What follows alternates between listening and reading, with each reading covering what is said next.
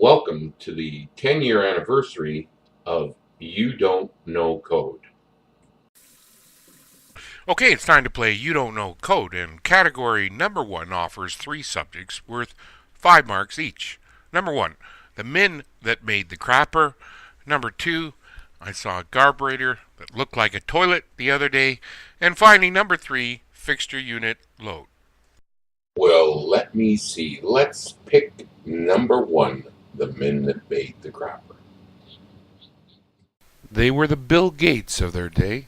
They were the ones who tinkered alone and envisioned a world well beyond the grasp of their contemporaries.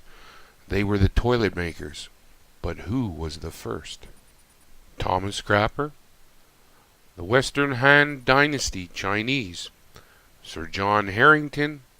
Or the Romans of Pompeii?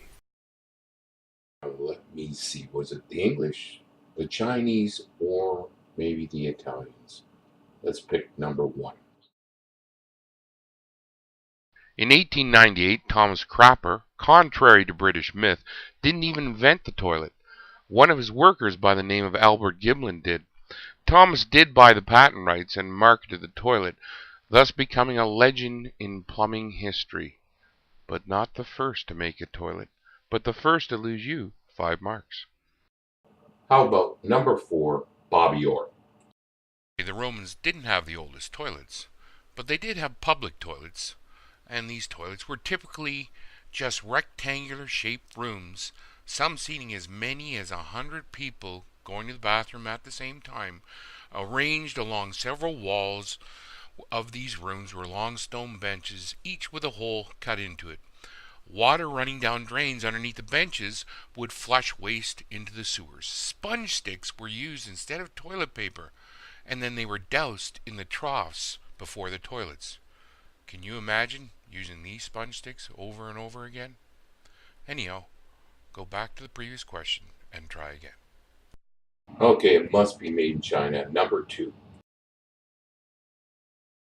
The second king of the Western Han Dynasty, between 2000 BC and 2480, Zhao Mai, was buried in a tomb complete with a working toilet with running water and a stone seat with an armrest.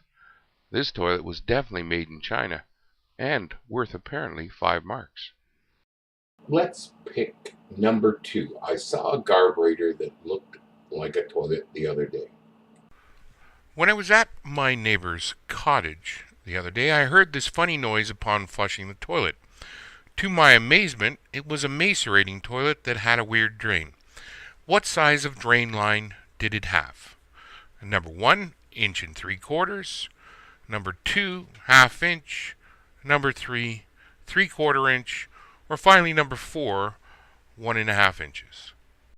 I'm feeling lucky. Let's say 3/4 inch, number 3. Macerating means to soften with something like this plate. Therefore, section 2492, clause 4 states that the discharge pipe for a macerating toilet shall not be less than 3/4 inch in size. Typically, we use a macerating toilet where the building drain is above grade.